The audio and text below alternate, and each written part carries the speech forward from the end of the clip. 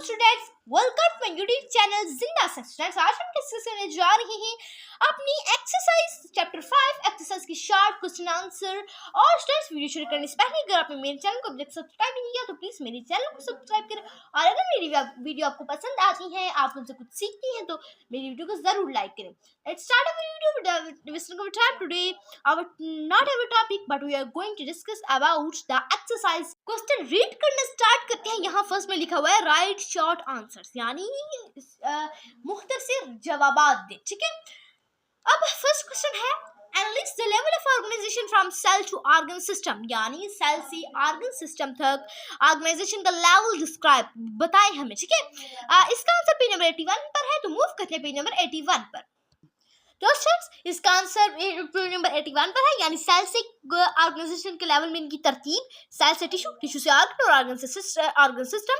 तो ये है इसका मुकम्मल आंसर। तो अब हम चलते हैं अपने क्वेश्चन नंबर 2 की तरफ। क्वेश्चन नंबर 2 है what are the major role of epithelial tissue present in stomach, यानी एपिथेलियल टिश्यू का मेजर एक अहम रोल, अहम किरदार अदा करें जो कि पाया जाता है मेरे में। ठीक है, इसका आंसर पेज नंबर 85 पर है। तो स्टूडेंट्स मूव करते हैं पेज नंबर 85 पर। तो स्टूडेंट्स, वहां पूछा गया है कि what is the role of epithelial tissue in stomach. ठीक है, ये इसका आंसर है यहां से लेकर यहां तक। चलिए मैं जरा रिवाइज कर देती हूँ। यानी ये एपिथेलियल टिश्यू किससे इनर वॉल में होते हैं, ये ग्लैंडुलर होते हैं, गदूद की तरह होते हैं, जो कि सक्रीट मस्क होते हैं। सक्रीट जो इनर वॉल में होती है वो प्रोटेक्ट करती है इसे, जो इनर वॉल होती है मैदे की, सक्रीट मस्क मैदे की इनर वॉल को एसिड से प्रोटेक्ट करती है। तो ये इसका आंसर है। तो स्टूडेंट्स, हम मूव करते हैं अपने क्वेश्चन नंबर 3 की तरफ। तो स्टूडेंट्स, क्वेश्चन नंबर 3 रीड करते हैं how do smooth muscle contribute to the stomach function, यानी जो स्मूथ मसल है वो स्टमक के काम में कैसे कंट्रीब्यूट करता है, अहम किरदार अदा करता है। तो इसका आंसर पेज नंबर 86 पर है। तो and in start move on the page number 86, यानी जो मसल टिश्यू होता है स्टमक में उसका क्या रोल होता है, ये उसके बारे में लिखा गया है। हमने वो नहीं करना, हमने इसका काम करना है, इसका फंक्शन करना है। तो इसका फंक्शन है this muscle contract and relax to make food with the gastric juice. इसका आंसर से लेकर इधर तक, यानी ये मसल जो है कॉन्ट्रैक्ट सुकड़ जाते हैं और फिर क्या करते हैं, जो गैस्ट्रिक जूस होता है और खाने को मिक्स कर देते हैं, मिला देते हैं और फिर खुद आराम करते हैं। तो ये इसका कंप्लीट आंसर है। तो अब हम मूव करते हैं अपने क्वेश्चन नंबर 4 की तरफ। क्वेश्चन है what is the function of palisade mesophyll in the leaf, यानी पैलासाइड मेसोफिल का लीफ पत्ती में क्या किरदार है, क्या फंक्शन है, क्या काम है। तो इसका काम है मेन फोटोसिंथेसिस वाला प्रोसेस करता है। ठीक है, अब हम यानी ये 5 वाला, यानी what is the role of shoot system in plant, shoot system का प्लांट पौधे में क्या किरदार है। ठीक है, क्या किरदार है। तो इसका आंसर पेज नंबर 84 पर है। तो मूव करते हैं पेज नंबर 84 की तरफ। जो करंटली हम पहुंच चुकी हैं अपने पेज नंबर 84 की तरफ। चलिए, शूट सिस्टम क्या है। Shoot system include stem, branch and flower, fruit, form, flower, यानी इसमें शामिल है स्टेम जो तना होता है ये वाला, ये हमारे पास लीफ शामिल है, ये हमारे पास फ्लावर शामिल है, ये हमारे पास फ्रूट इसमें शामिल है।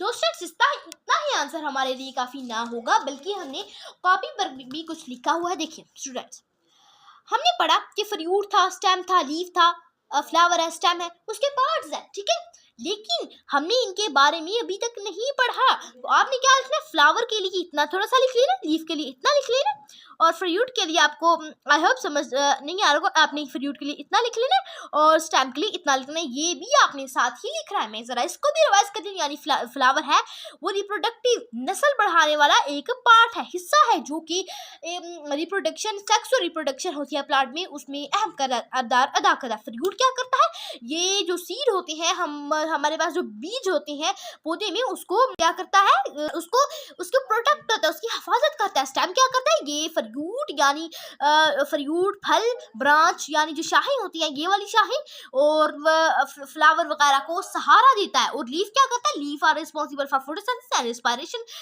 ट्रांसपायरेशन, यानी फोटोसिंथेसिस और ट्रांसपायरेशन के लिए जिम्मेदार होते हैं। तो आई होप आपको समझ आ गया होगा। इतना करने के साथ साथ आपने वो सब भी करना है, अपनी कॉपी पर लिखना है ना। तो अब हम अपने क्वेश्चन नंबर चलते हैं क्वेश्चन नंबर 6 की तरफ। क्वेश्चन है what is the homeostasis and why it is important for organisms. के होम्योस्टेसिस क्या है और ये ऑर्गन्स के लिए, ऑर्गेनिज्म जानदारों के लिए कैसे इम्पोर्टेंट है, कैसे खास है। तो इसका आंसर पेज नंबर 87 और 88 पर है।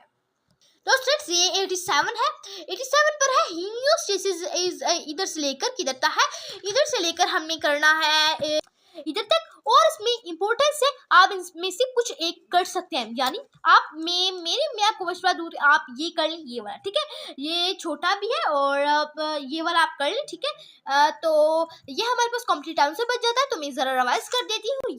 यानी होम्योस्टेसिस से मुराद है कि ऑर्गेनिजम्स की बाहर वाले एक्सटर्नल जो एनवायरनमेंट है उसमें चेंजेस के बावजूद जो इंटरनल स्ट्रक्चर है उसको बरकरार रखना की एबिलिटी कहलाता है होम्योस्टेसिस में। अब जो मैंने आपको लिखवाया ये एक इसका इंपॉर्टेंस वो भी रिवाइज कर देती हूँ। When the body temperature falls, यानी जब बॉडी का टेम्परेचर कम होता है, the temperature regulatory system send message to muscle, यानी जो टेम्परेचर का रेगुलेटरी सिस्टम होता है वो मसल को सेंड करता है मैसेज। इसके जरिए से हमारे जिस्म में कपकपाहट पैदा होती है और हीट पैदा हो जाती है। तो इधर तक मैंने रिवाइज कर दिया। तो अब हम चलते हैं अपने क्वेश्चन नंबर 7 की तरफ। क्वेश्चन है how does the human body maintain a stable internal temperature, यानी इंसान अपनी बॉडी में, अपने जिस्म में कैसे इंटरनल जो अंदरूनी टेम्परेचर होता है उसको मेंटेन रख सकता है, बरकरार रख सकता है। तो इसका आंसर पेज नंबर 88 पर है। तो मूव करते हैं पेज नंबर 88 की तरफ। तो स्टूडेंट्स मैं बात और आपको बता दूं, यहाँ पर मैंने गलती से 89 पेज लिख दिया था, लेकिन आपने 87 और 88 पेज ही लिखना है ठीक है। तो अब हम मूव करते हैं अपने पेज नंबर 88 की तरफ। तो स्टूडेंट्स इस क्वेश्चन का आंसर इधर से लेकर इधर तक है, यानी अब मैं रिवाइज कर देती हूँ। जब हम साथ काम करते हैं हमारी जो मसल होती हैं वो हीट प्रोड्यूस करते हैं, हीट खारिज करते हैं और फिर टेम्परेचर जो हमारी बॉडी का होता है वो बढ़ जाता है। इस हालत में जो टेम्परेचर रेगुलेटर सेंटर होता है वो हमारे दिमाग को मैसेज देता है, फिर दिमाग स्वेट ग्लैंड को मैसेज देता है, फिर हमें पसीना आता है। पसीने हमें जब पसीना आता है हमारे जिस्म में सुराहें होती है, हमारे जिस्म में जो सुराहें होती है उसके जरिए से हवा का एक्सचेंज होता है, फिर हमारी जो बॉडी का टेम्परेचर फिर दोबारा नॉर्मल हो जाता है। तो ये इसका आंसर इधर से लेकर इधर तक है पेज नंबर 88 पर। तो अब हम मूव करते हैं अपने क्वेश्चन नंबर 8 की तरफ। तो स्टूडेंट्स ये हमारे पास आ जाता है हमारा question number 8, last question of our short question, last but not the least ठीक है। 4 पार्ट है। फर्स्ट पार्ट आता है tissue and organ. Tissue and organ के बारे में डिफरेंटिएट लिखे। तो स्टूडेंट एक बात का आपने मस्ट ख्याल रखना है डिफरेंटिएट लिखने में कि आपकी छोटी क्लासेस में तो माफी हो जाती है इसकी, क्या करती है कि आपकी छोटी क्लासेस में इतना गौर नहीं होता है इतनी चीज़ों पर, लेकिन आपने बड़ी क्लासेस में करना है। इस 9th क्लास माशाल्लाह आपकी बड़ी क्लास है, तो आपने इसमें खास ख्याल रखना है। डिफरेंटिएट जब भी लिखना है उसमें क्या ख्याल रखना है, उसमें ये ख्याल रखना है आपने जिस तरह आपने ये डिफरेंटिएट लिखा, आपने लिखा, मैं सिर्फ आपको बता रही हूँ जालिम फ्लोएम के बारे में लिखा ठीक है। इनके पार्ट्स लिखे, मतलब इसका फर्स्ट पार्ट लिखा ठीक है, 2 पार्ट लिखा। 2 पार्ट अगर इधर तक है लेकिन फर्स्ट पार्ट इधर तक है, लेकिन आपने दोबारा जो शुरू करना है सेकंड पार्ट सेकंड पार्ट शुरू करना है तो वो यहाँ से करना, चाहे इसकी ये लाइन बाकी रहे, लेकिन आपने इन बात का ध्यान रखना है, मस्ट रखना है। तो स्टूडेंट्स इसका आंसर पेज नंबर 80 पर है। तो मूव करते हैं पेज नंबर 80 तक।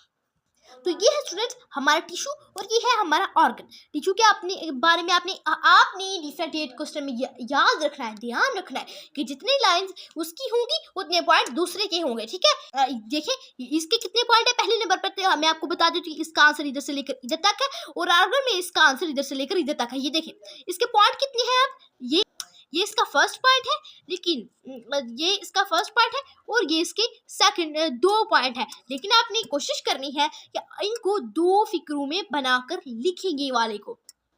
आपने इसको 2 पार्ट में कैसे डिवाइड करना है, देखिए ऊपर लिखा हुआ है in multicellular organism cell make tissue ठीक है।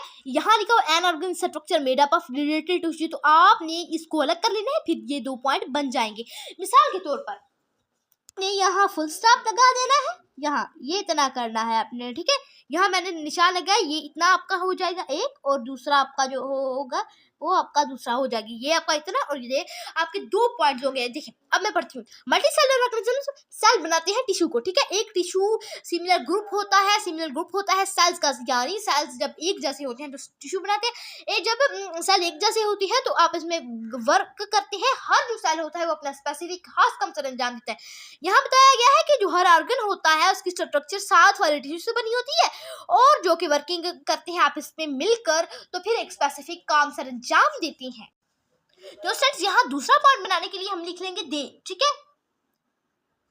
दे लिख लेंगे, यानी ये आपस में मिलकर काम करते हैं और एक स्पेसिफिक फंक्शन सरंजाम देते हैं। अब हमारे पास आता है रूट सिस्टम और शूट सिस्टम में डिफरेंसेस। उसका आंसर पेज नंबर 84 और कॉपी पर है। मैं आपको बताती हूँ कैसी कॉपी पर है और पेज नंबर 84 पर है। तो मूव करते हैं पेज नंबर 84 और कॉपी पर। ये आपने लिख लिया रूट सिस्टम का आपने फंक्शन भी लिख लिया। अब आपने शूट सिस्टम लिखना है, लेकिन शूट सिस्टम में स्टेम ब्रांचेस इनके बारे में ये तो बताया गया लेकिन इनके बारे में लिखा नहीं गया। तो जैसा कि मैंने पिछले शार्ट क्वेश्चन में बताया, आपने यही करना है सब कुछ। मैं आपको समझा चुकी, इसलिए समझाने की जरूरत नहीं है। मैं आपको ये समझा दे दूंगी, यानी जो शूट सिस्टम है वो किस पर मुश्तमिल होता है, ये रूट जड़ों पर मुश्तमिल होते हैं जो कि मिट्टी में से मिट्टी में होती है। ये मिट्टी में से जरूरत के मुताबिक साल्ट, नमक और वाटर को जज़ब करती हैं। तो स्टूडेंट्स ये इसका करेक्ट आंसर है। तो स्टूडेंट्स अगर आपको रूट सिस्टम बड़ा लगे तो आप ये भी कर सकते हैं, root observe water and essential minerals from the soil. तो अब हमारा कंप्लीट हो चुका है। मैं आपको दोबारा निशान लगवा दूं कि इधर से लेकर इधर तक क्या बनता है। रूट सिस्टम हमारा बनता है, इधर से लेकर इधर तक शूट सिस्टम बनता है, लेकिन इसके साथ साथ ये हमारा शूट सिस्टम फ्लावर ये वगैरह भी आता है इस आंसर में। अब हमारे पास आता है हमारा नेक्स्ट 3 वाला पार्ट 8 वाले क्वेश्चन का, यानी एपिडर्मल और मेसोफिल टिश्यू में फर्क करें। तो इसका आंसर पेज नंबर 83 पर है। तो मूव करते हैं पेज नंबर 83 पर। ये हमारे पास आता है एपिडर्मल टिश्यू और ये हमारे पास आता है मेसोफिल टिश्यू, ठीक है। तो स्टूडेंट्स अब हमने क्या करना है कि इन दोनों के जो पॉइंट्स हैं वो बराबर लिखने, ठीक है। ऐसे पॉइंट लिखने हैं जो एक दूसरे से मुख्तलिफ भी हों, और पॉइंट जिस तरह हमने एक के तीसरे 3 लिखे हैं तो दूसरे के भी 3 ही लिखेंगे, ठीक है।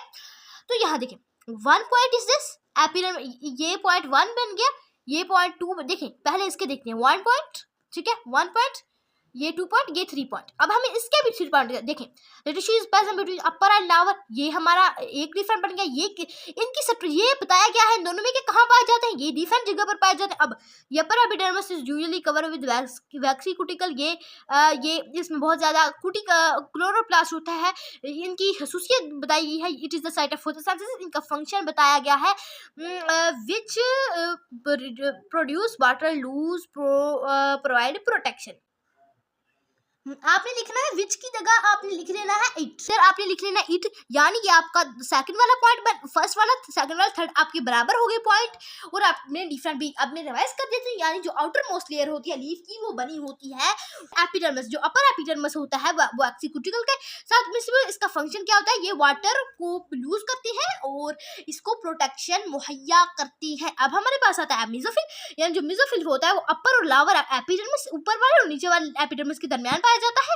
ये इनमें बहुत ज्यादा क्लोरोप्लास्ट होता है, ये फोटोसिंथेसिस करने की एक बेहतरीन जगह है। तो इधर से लेकर इधर तक इसका आंसर आ गया और इधर से लेकर इधर तक इसका आंसर आ गया। इधर मैं 8 भी लिख देती हूँ। तो अब हम अपने क्वेश्चन इसके लास्ट वाली पार्ट की तरफ मूव करते हैं। लास्ट वाला पार्ट है parasite and spongy mesophyll. Different बताएं पैरासाइट और स्पॉन्जी मेसोफिल में। तो इसका आंसर भी पेज नंबर 83 पर है। तो मूव करते हैं पेज नंबर 83 की तरफ। यानी देखिए ये हमारे पास पैरासाइट मेसोफिल और स्पॉन्जी मेसोफिल, इसमें डिफरेंट लिखना है। देखिए पहले हम पॉइंट को काउंट करते हैं। ये वहाँ फर्स्ट पॉइंट, ये हमारा सेकंड पॉइंट, ये हमारा फर्स्ट पॉइंट, ये हमारा।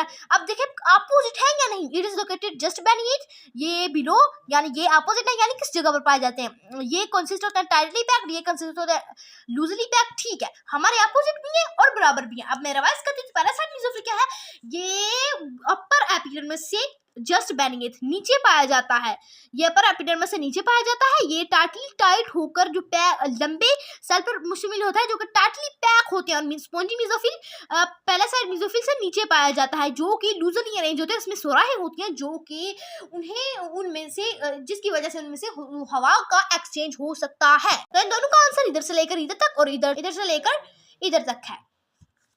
तो स्टूडेंट्स आज हमने माशाल्लाह से अपने शार्ट क्वेश्चन कंप्लीट कर लिए हैं। तो स्टूडेंट्स कल हम करेंगे इसके लॉन्ग क्वेश्चन। तो स्टूडेंट्स आई होप आपको समझ आ गया होगा। तो स्टूडेंट्स अगर आपने अभी तक मेरे चैनल को सब्सक्राइब नहीं किया तो मेरे चैनल को सब्सक्राइब करें, और अगर मेरी वीडियो आपको अच्छी लगती है, आप इनसे कुछ सीखते हैं, तो प्लीज़ मेरी वीडियो को लाइक करें। तो स्टूडेंट्स आज की इतना ही, अल्लाह हाफिज़। आज के इतना ही काफ़ी है। अल्लाह हाफिज़, मिलते हैं नेक्स्ट वीडियो में। Thanks for watching and don't forget to subscribe my channel.